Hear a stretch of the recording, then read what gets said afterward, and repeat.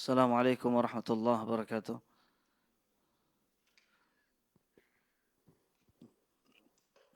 Innal hamdalillah nahmaduhu wa nasta'inuhu wa nastaghfiruh wa na'udzu billahi min shururi anfusina wa sayyiati a'malina may yahdihillahu fala mudilla lahu wa may yudlil fala hadiya lahu.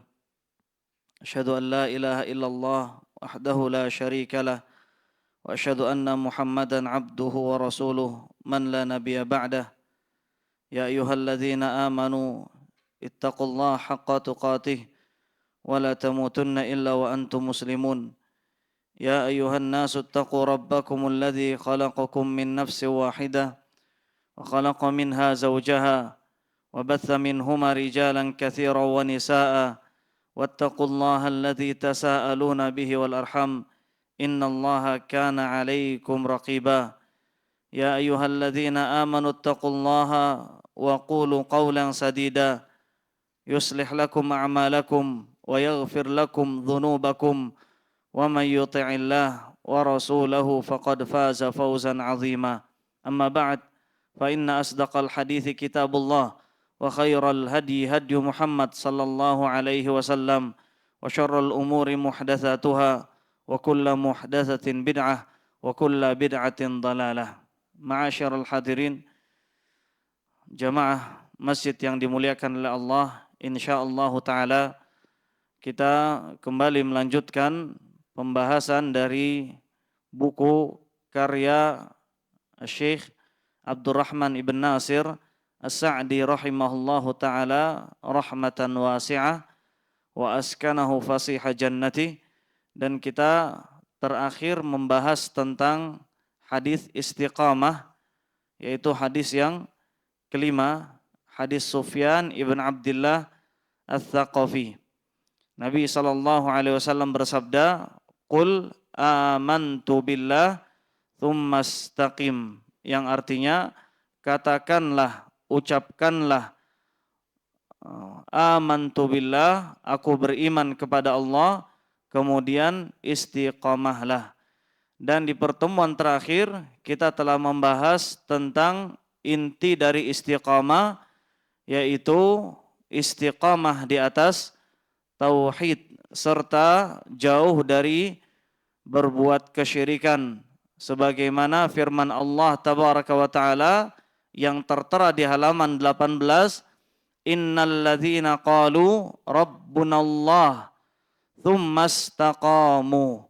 Orang-orang yang berkata Rabb kami adalah Allah, kemudian mereka beristiqamah. Kata Abu Bakar radhiyallahu anhu dalam tafsir ayat ini, mereka adalah orang-orang yang tidak menyekutukan Allah dengan apapun. Dan di pertemuan yang lalu kita juga telah tegaskan bahwasanya istiqamah itu ada tingkatannya. Ada tingkatannya. Yang pertama adalah istiqamah di atas yang apa? Istiqamah ada 3 tingkatan. Istiqamah di atas yang wajib.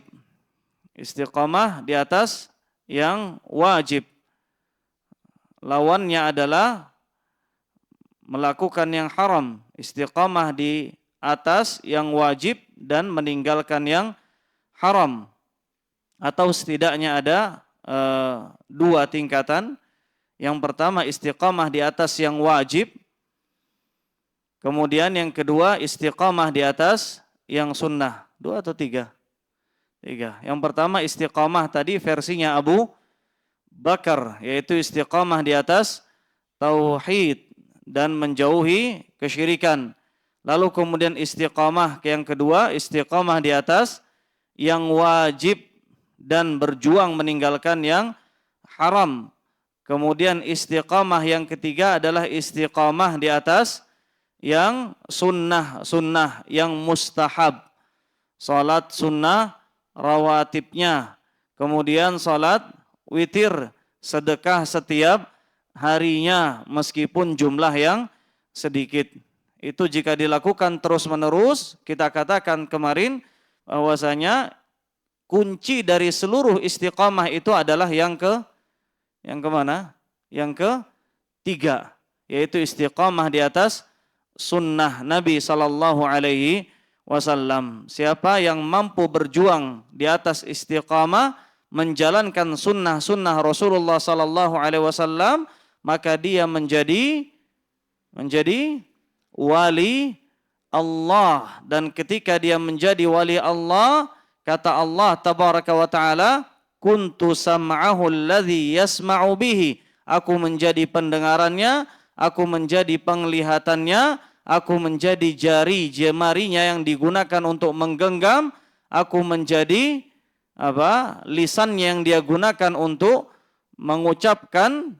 Maka maksudnya kata para ulama adalah semua apa yang dia lakukan itu sesuai dan selaras dengan apa yang diridhai oleh Allah Tabaraka wa Ta'ala. Kita ulangi, istiqamah 3, yang paling puncak adalah istiqamah di atas sunnah Nabi Sallallahu Alaihi Wasallam, dan yang ketiga ini adalah kunci istiqamah.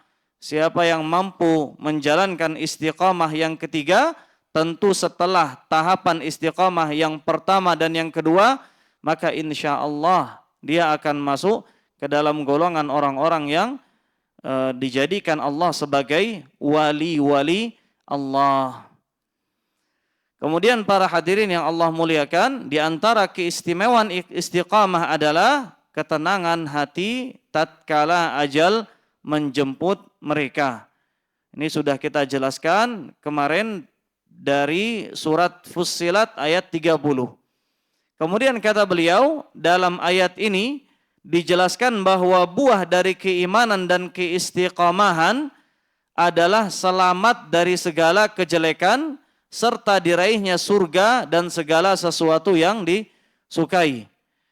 Banyak sekali dalil-dalil dari Al-Quran dan Sunnah yang menunjukkan bahwa iman mencakup segala yang ada di dalam hati, berupa keyakinan yang benar, dan mencakup amalan-amalan hati, seperti cinta kepada kebaikan, takut dari kejelekan, keinginan untuk melakukan kebaikan, dan benci terhadap kejelekan. Nabi SAW bersabda, siapa yang senang ketika baru melakukan suatu kebaikan dan dia merasa buruk ketika melakukan keburukan, maka itu adalah tanda keimanan. Kata Nabi SAW, man sarrathu hasanatuhu wa sa'athu sayyi'atuhu fahuwa mu'min. Siapa yang senang selepas melakukan kebaikan, yang merasa buruk setelah melakukan kemaksiatan, ketahuilah bahwasanya dia adalah seorang yang beriman. Itu tanda keimanan. Dan itu diantara iman. Kata beliau, iman juga mencakup amalan-amalan anggota tubuh. Tidaklah sempurna perkara-perkara iman tersebut kecuali dengan menjaga keistiqomahan di atasnya. Ini gambaran dari sabda Nabi SAW, Qul amantu billah thummas taqim. Semoga Allah menjadikan kita istiqamah di atas tauhid, di atas yang wajib, dan di atas sunnah Nabi SAW. Kemudian kita beralih ke hadis yang nomor 6. Hadis Abdullah bin Umar radhiyallahu anhuma. Kata beliau, kata penulis rahimahullahu taala, an Abdullah bin Umar radhiyallahu anhuma qala Rasulullah sallallahu alaihi wasallam, al-muslim man salimal muslimun min lisanihi wa yadihi, wal muhajir man hajara ma nahallahu an. Muttafaqun alaih. Wa zada Tirmidzi wan Nasa'i wal mu'min man aminahun nasu ala dimaihim wa amwalihim. Wa zada al-Baihaqi wal mujahid man jahada nafsahu fi ta'atillah. Ini hadis yang berkaitan dengan sifat seorang muslim, atau gambaran ringkas dari hadis ini adalah hadis ini menjelaskan tentang 4 gelar tertinggi di dalam Islam atau 4 gelar mulia dalam Islam, yaitu gelar muslim, kemudian mukmin, kemudian ada yang tahu? Wal muhajiru man hajar. Yang ketiga apa?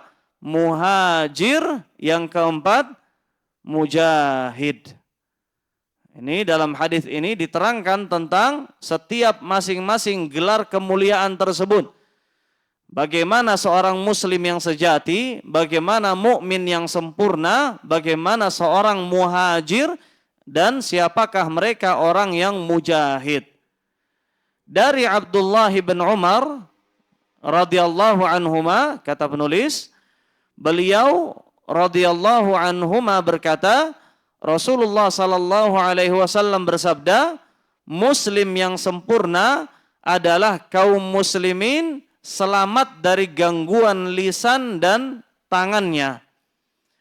Dan orang yang berhijrah, wal muhajir, dan orang yang berhijrah adalah orang yang meninggalkan segala apa yang Allah larang. Muttafaqun alaih.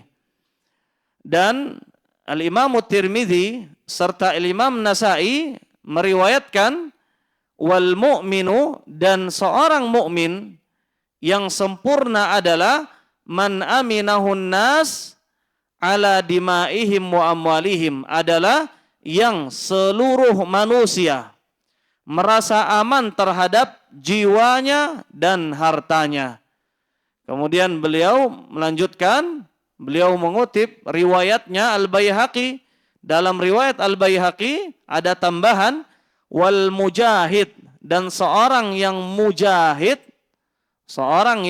mujahid adalah man jahada nafsahu fi ta'atillah, adalah dia yang bersungguh-sungguh berjihad melawan dirinya sendiri, hawa nafsunya, jiwanya, fi ta'atillah, di dalam melakukan ketaatan kepada Allah. Kata penulis rahimahullah ta'ala, dalam hadis ini disebutkan tentang kesempurnaan gelar-gelar yang mulia ini.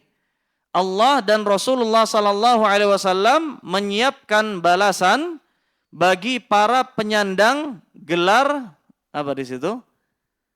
Ada kesalahan ya. Gelar, S-nya diganti. Ada beberapa kesalahan. Para penyandang gelar-gelar tersebut, yaitu kebahagiaan di dunia dan kebahagiaan di akhirat, dan itu jaminan dari Allah tabaraka wa ta'ala, sebagaimana yang Allah firmankan dalam surat An-Nahl, man amila salihan min dzakari wa untha wa huwa mu'min falanuhyiyannahu hayatan thayyibah. Di dunia, kata Allah, siapa yang beramal saleh, mukmin maupun mukminah, maka kami akan janjikan kepadanya kehidupan yang tentram, kehidupan yang baik, kehidupan yang damai, kehidupan yang tenang. Itu janji Allah untuk kehidupan dunianya. Adapun di akhirat, walanajziyannahum bi ahsan ma kanu ya'malun. Kemudian di kehidupan akhirat kami akan berikan kepada mereka balasan lebih baik daripada apa yang mereka perbuat. Kata beliau, kata penulis, gelar-gelar tersebut adalah Islam, orangnya dinamakan Muslim. Yang kedua, iman, orangnya dinamakan mukmin. Yang ketiga, hijrah, orangnya dinamakan muhajir, karena dari hajara yuhajiru. Dan jihad, orangnya dinamakan mujahid, karena dari jahada yujahidu. Kata beliau, lalu kemudian Rasulullah sallallahu alaihi wasallam menyebutkan definisi dari masing-masing gelar tersebut dengan kata-kata yang mencakup dan menyeluruh, yaitu dalam sabda beliau, al-muslimu man. Kata Nabi SAW, seorang muslim itu maksudnya seorang muslim yang sempurna Islamnya. Demikian pula ketika Nabi mengatakan wal mu'minu, orang beriman, maksudnya orang beriman yang sempurna imannya. Demikian pula ketika Nabi mengatakan wal muhajiru, orang yang muhajir, orang yang berhijrah, orang yang sempurna hijrahnya, dan seterusnya. Kata beliau, seorang muslim adalah seseorang yang kaum muslimin selamat dari gangguan lisan dan gangguan tangannya. Dan banyak dari kalangan kaum muslimin yang menyangka Islam itu hanya terbatas pada rukun Islam yang 5. Benar, itu yang namanya pondasi, itu yang namanya rukun. Tapi Islam itu tidak hanya 5. Ada yang lain, bahkan Nabi, bahkan Allah tabaraka wa ta'ala mengatakan innama bu'ithu liutammima makarimal akhlak. Ini hadis ya. Innama bu'ithu liutammima makarimal akhlak. Aku diutus untuk menyempurnakan akhlak manusia. Makanya kita lihat manusia yang paling beriman, manusia yang paling bertakwa kepada Allah, manusia yang tingkat rasa takutnya kepada Allah paling tinggi, siapa? Nabi Muhammad sallallahu alaihi wasallam. Antum lihat, beliau adalah manusia yang paling berakhlak al-karimah.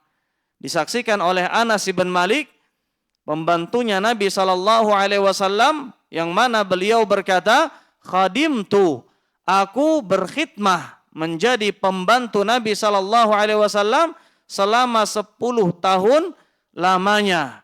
Dan kata beliau, wa ma kullu amri kana, dan tidak semua apa yang aku lakukan sesuai dengan apa yang diinginkan oleh Rasulullah sallallahu alaihi wasallam. Tapi Nabi sallallahu alaihi wasallam maqala li fiha sama sekali selama berapa tahun tadi? Bukan cuma 1 tahun 2 tahun, tapi 10 tahun. Nabi sallallahu alaihi wasallam tidak pernah sekalipun mengucap ketika aku mengerjakan suatu kesalahan, wala qala li, dan tidak pernah mengatakan kepadaku lima fa'alta hadza, kenapa kok begini, kenapa kok begitu. Ini diantara kesempurnaan akhlak baginda Nabi sallallahu alaihi wasallam. Kira-kira kita mampu atau tidak?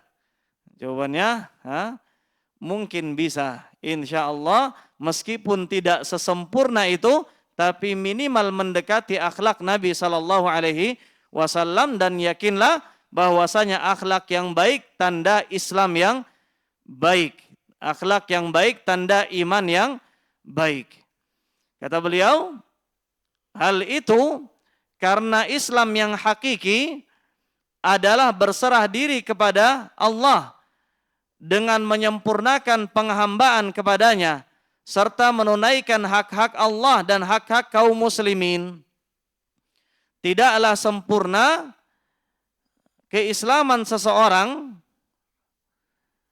hingga dia menyukai kaum muslimin, mendapatkan kebaikan sebagaimana dia menyukai kebaikan itu untuk dirinya. Sebagaimana hadis yang pernah kita sebutkan, la yu'minu ahadukum hatta, ada yang hafal hadisnya? Tidak sempurna iman seorang dari kalian sampai hatta yuhibba li akhihi ma yuhibbu li nafsihi, sampai dia menyukai yang terbaik untuk saudaranya sebagaimana dia menyukai kebaikan itu ada pada dirinya. Maka ulama menjelaskan bagaimana cara menyukai kebaikan pada saudara kita sebagaimana kita menyukai kebaikan tersebut ada pada diri kita. Di antaranya adalah sebagaimana penjelasan beberapa ulama, manusia itu tidak pernah terlepas dari 3 keadaan dalam kehidupan dunia maupun akhirat. Dalam kehidupan dunia atau akhirat bisa jadi saudara kita kurang unggul dari kita. Kita jauh lebih baik darinya dalam kehidupan dunia, kekayaan, dalam harta, dalam kendaraan, dalam rumah, dalam pekerjaan, dan seterusnya. Bisa jadi kita lebih unggul. Demikian pula dalam kehidupan akhirat. Kita lebih istiqamah, kita lebih alim, kita lebih abid, lebih ahli ibadah. Maka bagaimana sikap kita terhadapnya? Kita munculkan dari dalam diri kita bagaimana caranya kita menyukai atau menjadikan saudara kita itu mirip seperti kita. Bagaimana kita menguatkan saudara kita itu agar dalam dunia seperti kita, agar dalam akhirat pun sama dengan kita. Sebagai contoh misalkan kita lebih hafal Quran, sahabat kita hanya memiliki hafalan yang sedikit, maka kita motivasi dirinya agar lebih semangat dalam menghafal. Minimal setiap kali bertemu tanya, sudah nambah berapa? Berapa juz? Sudah nambah berapa ayat? Itu cara agar memotivasi saudara kita jangan sampai kalah dalam perlombaan akhirat. Itu diantara cara bagaimana kita menyukai kebaikan baik dunia maupun akhirat ada pada saudara kita. Kebaikan yang kita miliki ada pada saudara kita dengan cara memotivasinya dalam kebaikan dunia maupun kebaikan akhirat. Bagaimana dengan kondisi yang kedua? Kondisi yang kedua adalah ketika kita sama-sama satu level dalam kehidupan dunia dan dalam kehidupan akhirat. Maka dalam posisi yang kedua ini kita jaga hati kita, jaga diri kita, jangan sampai ada ghil, jangan sampai ada kebencian, jangan sampai ada hasad dalam diri kita. Di antara caranya adalah seperti yang sering kita sebutkan dalam kisah Syekh Al-Albani rahimahullah ta'ala dengan rektor Jamiah Islamiyah pada saat itu yaitu Syekh Ibn Baz rahimahullahu ta'ala. Tatkala Syekh bin Baz mengajak Syekh Albani rahimahullah untuk mengajar di Jamiah Islamiyah, mengajar ilmu hadis. Namun kemudian ternyata kajian Syekh Al-Albani rahimahullah lebih ramai dibandingkan dengan kajian siapa yang ngundang tadi? Syekh bin Baz. Maka ketika Syekh bin Baz ditanya tentang hal tersebut, beliau menjawab dengan penuh ketenangan. Beliau menjawab dengan penuh keimanan. Beliau cukup mengatakan, ini bisa dicontoh. Beliau katakan, hadza fadlullah atau hadza min fadli, apa kata beliau? Hadza fadlullah yu'tihi may yasha. Ini adalah keutamaan yang datangnya dari Allah, yang Allah berikan kepada siapapun yang Allah kehendaki. Selesai masalah. Bukan kita yang membagi rizki, bukan kita yang menentukan siapa yang jamaahnya lebih banyak, siapa yang jamaahnya lebih sedikit. Semua itu adalah keutamaan dari Allah. Maka cukup dengan penuh keimanan kita doakan saudara kita, barakallahu fi. Kita katakan hadza fadlullah yu'tihi may yasha. Hadza fadlullah yu'tihi may yasha. Ini adalah keutamaan dari Allah yang Allah berikan kepada siapapun yang Allah kehendaki. Selesai masalah. Tanpa perlu hasad, tanpa perlu ada ghil. Apa ghil tadi? Rasa benci kepada saudara. Dan umumnya rasa benci, hasad akan muncul ketika lawan bicara kita, musuh kita, bukan musuh sebenarnya, atau apa yang selevel dengan kita adalah kawan sebaya, satu umuran. Berbeda misalnya kalau yang selevel dengan kita orangnya lebih tua, kita akan lebih maklum. Namun ketika yang selevel dengan kita itu orangnya lebih muda atau sebaya, biasa akan muncul. Bagaimana cara mengkonternya? Dengan banyak mendoakan saudara kita. Kemudian kondisi yang ketiga adalah ketika saudara kita semuslim lebih unggul dibandingkan kita dalam dunia. Maka bagaimana sikap kita? La hasad. Tidak boleh ada hasad dalam kehidupan dunia. Bahkan kita lebih diperintah oleh Nabi SAW untuk melihat kepada yang kondisinya lebih bawah dari level kondisi kita. Kata Nabi, undur ila man huwa asfala minkum. Tidak boleh hasad dalam kehidupan dunia. Adapun dalam kehidupan akhirat, maka kita dianjurkan untuk hasad dalam kebaikan. Atau yang kita kenal dengan istilah ghibtah. Ghibtah. Apa ghibtah itu? Hasad dalam kebaikan. Kata Nabi SAW, la hasada illa fitnatain. Tidak ada hasad kecuali pada dua hal. Yang pertama, seorang lelaki, saudara kita semuslim, yang Allah berikan kepadanya harta kekayaan. Dia menginfakkan hartanya untuk jalan Allah. Maka kita boleh hasad dalam kebaikan. Artinya tidak boleh mendoakan keburukan. Tidak boleh mengharap harta tersebut hilang dari genggaman saudara kita. Namun doanya adalah doa yang baik. Kita katakan dalam diri kita, kalau seandainya aku juga sama seperti fulan dan fulan. Sama diberikan harta, sama kemampuannya dalam infak, sama kemampuannya dalam melakukan amal-amal ibadah yang berhubungan dengan harta, kewajiban harta. Dan demikian pula kata Nabi SAW, pada seseorang, hasad yang kedua, pada seseorang yang dia selalu membaca Al-Quran di setiap paginya dan di setiap malam harinya. Maka hasad seperti ini dilarang atau dianjurkan? Dianjurkan. Hasad yang baik dinamakan dengan istilah apa? Ghibtah. Maka tiga kondisi ini mengajarkan kita bagaimana caranya agar menyukai bagi saudara kita apa yang kita sukai juga untuk diri kita. Kondisi yang pertama apa tadi?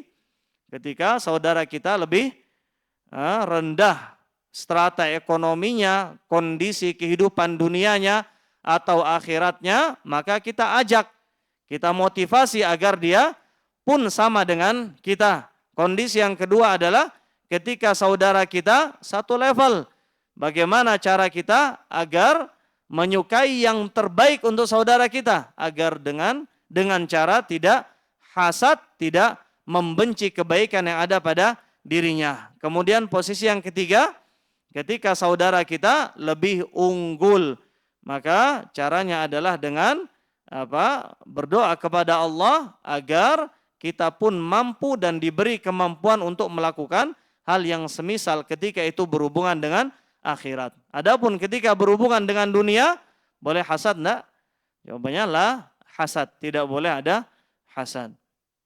Kemudian kata beliau, tentu saja perkara tersebut tidak akan terlaksana kecuali dengan selamatnya mereka dari kejelekan lisan dan tangannya. Artinya, tidak mungkin kita menyukai bagi saudara kita kebaikan kecuali dengan menjaga tangan dan lisan. Inilah pokok kewajiban yang harus ia tunaikan bagi kaum muslimin.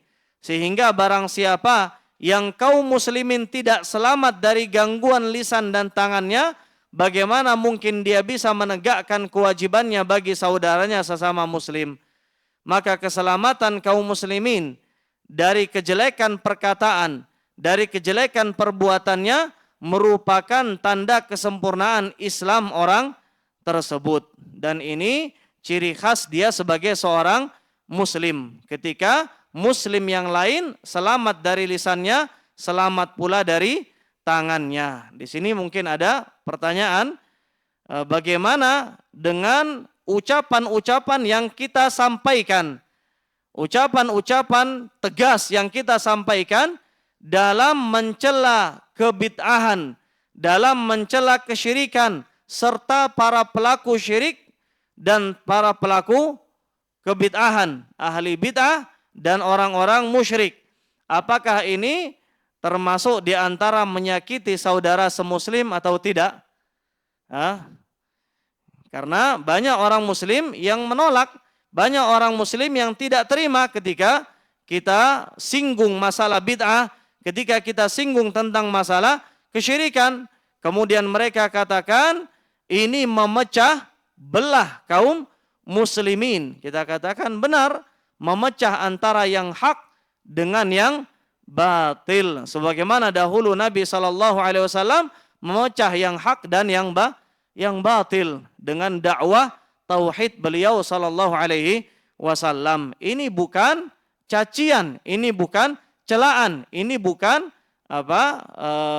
bentuk menyakiti saudara kita semuslim, karena ini bagian dari amar ma'ruf nahi mungkar. Dan banyak orang menyangka Islam itu adalah dinus salam, agama yang sepenuhnya semuanya adalah kedamaian.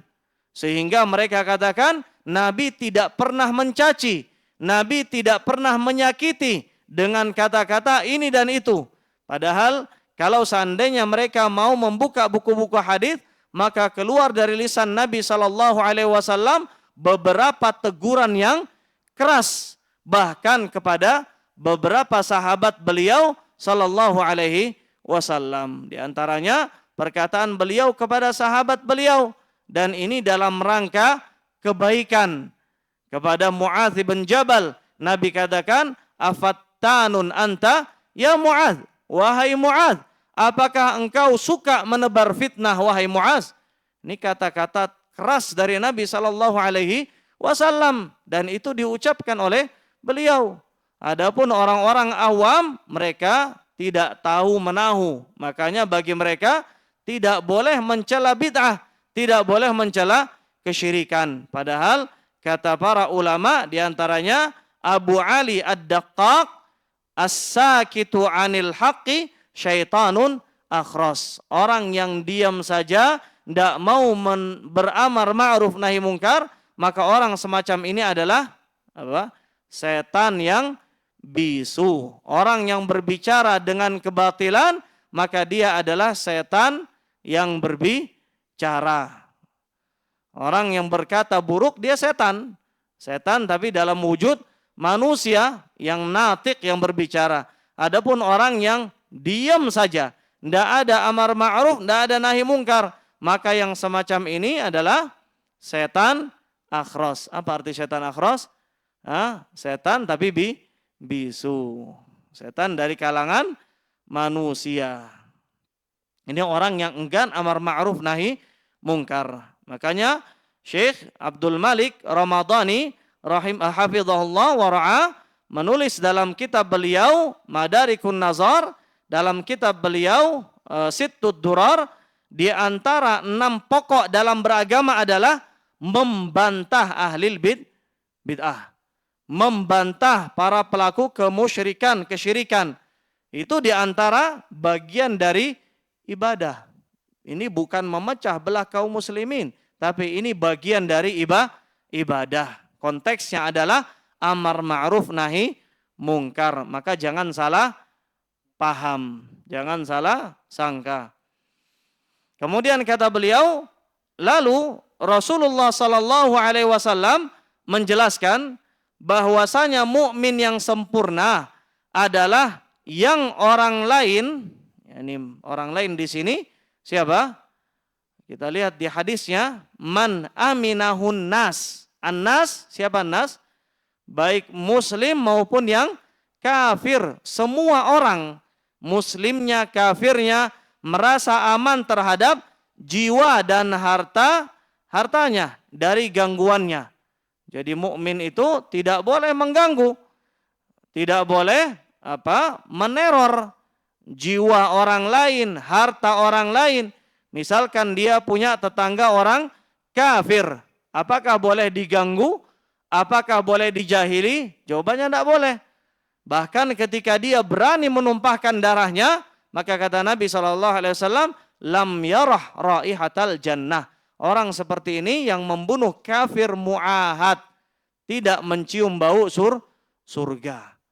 Ini ancaman yang keras bagi orang yang menumpahkan darah orang-orang kafir yang tidak boleh tumpahkan. Demikian pula kalau ada tetangga orang kafir, boleh nggak kita ambil hartanya? Jawabannya tidak boleh. Ada pohon mangga misalkan di halaman rumahnya, kita ambil 1-2 buah mangga, boleh nggak? Dengan alasan harta apa? Harta ghanimah. Harta ghanimah, tidak boleh. Ini bukan harta milik bersama, bukan harta ghanimah. Ini termasuk pencurian. Bahkan orang yang beriman benar-benar dia menjaga. Bahkan kalau dia menemukan ada maling yang menghampiri rumah tetangganya yang kafir, dia laporkan. Dia yang mencegah jangan sampai tetangganya itu disakiti jiwanya dan hartanya. Maka dalam Islam kita mengenal ada yang namanya daruriyat al-khams. 5 hal yang darurat yang sangat penting dijaga oleh agama ini, agama Islam. Ada yang tahu? Yang pertama apa? Jiwa, an-nafs.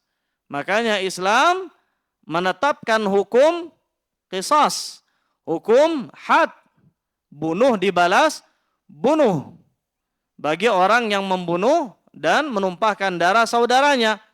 Kemudian yang kedua adalah, yang pertama jiwa, yang kedua agama.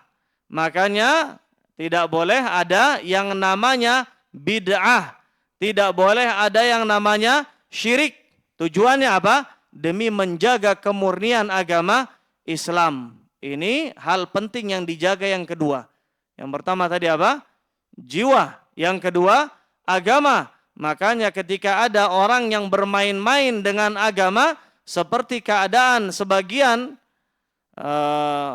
orang di negeri kita, dari Islam pindah ke kafir, kemudian pindah lagi ke Islam, sesuka hatinya, seakan-akan agama Islam itu adalah permainan anak kecil.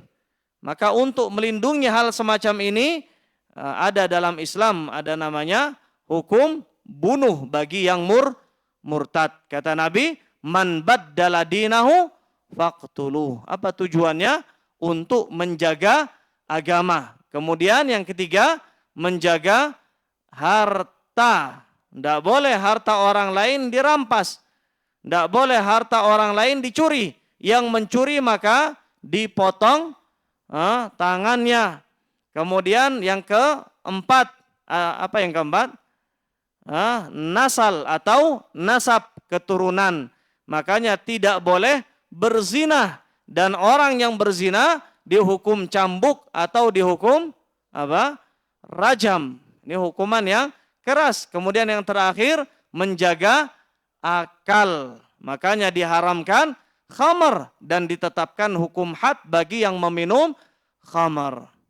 Jelas? Masih ingat? Atau sudah lupa? Ada 5, ini penting, 5, karena maqasidul Islam, semua tujuan syariat itu, semuanya berpusat pada 5 hal ini, tidak ada yang lain. Yang pertama tadi apa? Yang kita kenal dengan daruriyat al-khams. 5 perkara yang sangat penting dijaga oleh Islam. Yang pertama, an-nafsu atau jiwa. Yang kedua, ad-dinu atau agama. Kemudian yang ketiga, apa yang ketiga? Apa yang ketiga? Al-malu atau harta. Kemudian yang keempat, an-naslu atau an-nasab. An-naslu artinya keturunan. Kemudian yang kelima, al-aqlu atau akal. Ada yang hafal? Hafal insyaallah ya. Ini sudah azan. Azan dulu Fatal. Setelah azan kita lanjut insyaallah. Baik, kita lanjutkan. Kemudian kata beliau, sedangkan karena jika iman itu telah tertanam di dalam hati seseorang dan memenuhi hati tersebut, maka akan mendorongnya untuk menunaikan hak-hak iman. Apa itu hak iman? Di antara hak iman yang paling penting adalah menjaga amanah, jujur dalam muamalah, tidak menipu dan tidak melakukan rekayasa dalam jual beli, menyebutkan aib ketika menjual barang, menyebutkan kekurangan barang tersebut. Dan kata beliau, dan menjauhkan diri dari berbuat zalim kepada jiwa dan harta manusia. Barang siapa yang memiliki sifat-sifat tersebut, manusia akan mengetahui bahwa dia merupakan seorang mukmin dan mereka akan merasa aman darinya serta akan mempercayainya ketika mereka tahu bahwa dia seseorang yang menjaga amanah. Menjaga amanah termasuk hal yang paling khusus dari kewajiban-kewajiban iman. Kita akan sebutkan dalilnya, tapi yang ingin Anda sampaikan adalah iman dan memberikan keamanan itu dua hal yang berkaitan satu sama lain.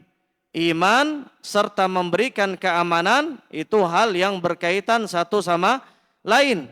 Demikian pula iman dan amanah. Iman dan amanah.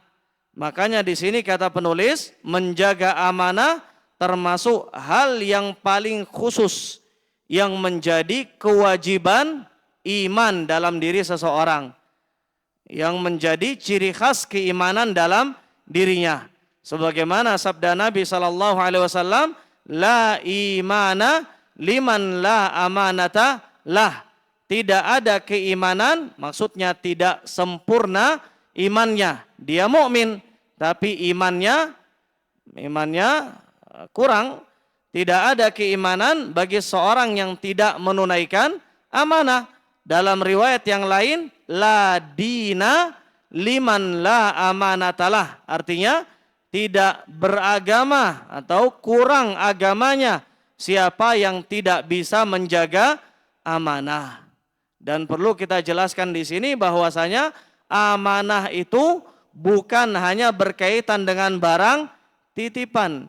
Amanah itu bukan hanya berkaitan dengan harta pinjaman. Kita pinjam dari orang lain, kemudian harus kita kembalikan sebagaimana barang tersebut ketika kita pinjam. Bukan hanya itu. Amanah itu banyak gambarannya. Di antara amanah adalah amanah pada pekerjaan, amanah pada harta titipan, amanah pada anak, amanah pada istri, amanah pada keluarga. Ini banyak sekali gambarannya. Dan kalau kita lihat dalam contoh-contoh yang tadi kita sebutkan, misalkan pekerjaan, berapa banyak di antara kita muslim, mukmin sebagiannya yang kurang amanah dalam pekerjaan. Dia sering korupsi. Korupsi dalam apa? Korupsi waktu dalam pekerjaan. Dia keluar lebih cepat dari waktu yang ditentukan dan dia masuk terlambat, dan ini umum sekali terjadi. Banyak sekali orang yang tidak amanah pada harta titipan. Harta titipan dia diserahkan kepadanya untuk dijaga, untuk diberikan kepada anak yatim. Namun kemudian tidak diberikan sesuai dengan amanah yang disampaikan. Kemudian di antara amanah juga adalah amanah pada anak. Berapa banyak di antara kita yang tidak amanah dalam mendidik anak-anak kita. Cara mendidiknya serampangan, pokoknya asal diperhatikan makannya, pakaiannya, papannya, selesai. Tidak dia pedulikan apa yang berhubungan dengan kehidupan akhiratnya. Sehingga kehidupan akhirat anaknya berantakan. Maka ini amanah. Makanya Nabi SAW bersabda bahwasanya hal yang pertama yang akan hilang dari agama kita adalah apa? Amanah. Berapa banyak kalau kita tanya diri kita masing-masing, berapa banyak amanah yang tidak kita jaga dalam pekerjaan kita. Dari korupsi waktu, korupsi jabatan, korupsi uang, dan lain sebagainya. Baik dalam jumlah yang besar maupun dalam jumlah yang kecil. Sampai ada perkataan ketika banyak dari kita mengkritik koruptor-koruptor kelas kakap. Ada perkataan yang mengatakan kita pun koruptor, hanya saja belum diberikan kesempatan. Kalau seandainya kesempatan itu ada, maka kita yang akan menjadi koruptor kelas kakapnya. Kita koruptor dari yang kecil-kecil, 5 menit, 10 menit, 15 menit waktu yang diberikan untuk bekerja, namun kita kurangi, na'udzubillah. Maka kata Nabi SAW, awwalu ma tafqidunahu min dinikum al-amanah. Awal pertama kali yang akan hilang dari agama kita adalah apa? Amanah. Dan yang paling terakhir kali hilang adalah salat. Artinya apa? Begitu banyak kaum muslimin, salatnya luar biasa, ibadahnya luar biasa, puasanya Ramadan luar biasa, ngajinya luar biasa, dia haji, dia umrah, dia zakat, dia sedekah, namun tidak amanah. Salah satunya tidak amanah dalam mendidik anak-anak keturunannya. Dia asal dalam mendidik, begitu banyak. Saya katakan banyak sekali wali santri yang ketika pulang dia mengeluh kerepotan mengurus anaknya. Apa sebab? Karena dia sibuk dengan pekerjaannya sehingga tidak punya kesempatan untuk mendidik anaknya. Berapa banyak wali santri yang di rumah dipasrahkan pendidikan anaknya kepada apa? HP, kepada gadget. Dia tidak ajarkan anaknya kebaikan, tidak bantu anaknya dalam murojaah dan lain sebagainya. Padahal kata Nabi SAW, tidaklah seorang hamba diberikan titipan amanah, kemudian dia ketika meninggal, dia tidak menunaikan amanahnya dengan baik. Kata Nabi SAW, illa harramallahu alaihil jannah. Kecuali Allah akan haramkan baginya untuk masuk surga. A'udzubillah. Anak-anak yang kita harapkan menjadi wasilah syafaat kita di hari akhirat, kunci pembuka surga kita, tapi malah menjadi kunci untuk masuk neraka. Na'udzubillah, tsumma na'udzubillah min dzalik. Ini hadis tentang amanah, dan hadis ini menunjukkan bahwasanya ciri khas yang paling terlihat dalam diri seorang mukmin adalah bagaimana dia menjaga amanah. Amanah pada tubuhnya, amanah pada harta yang Allah titipkan kepadanya, kemana dia habiskan hartanya dan dari mana dia dapatkan. Kemudian amanah usia yang Allah titipkan kepadanya, amanah tubuh yang Allah berikan kepadanya, apakah dia menjaganya atau tidak. Begitu banyak amanah yang hilang, yang tidak dijaga oleh orang-orang yang beriman. Maka ini termasuk di antara gambaran kurangnya iman. Sebaliknya, kalau kita ingin mengetahui kesempurnaan iman, maka tinggal kita lihat bagaimana orang tersebut menjaga amanah dan bagaimana orang tersebut menjaga rasa aman pada diri seluruh manusia. Tidak hanya muslimnya maupun muslim dan kafir semuanya. Allahu alam. Barangkali ada tambahan atau ada pertanyaan, tafadhal. Ini setelahnya berkaitan dengan hijrah, dan pertemuan yang lalu, pertemuan sebelumnya kita telah menyebutkan bahwasanya hijrah itu ada 3 jenis. Apa ada yang masih ingat? Hijrah 3 jenis? Atau sudah pada lupa? Sudah pun lupa, enggak ada catatannya pula. Ada catatannya enggak? Setelahnya tentang muhajir. Hijrah ada 3. Hijratul apa?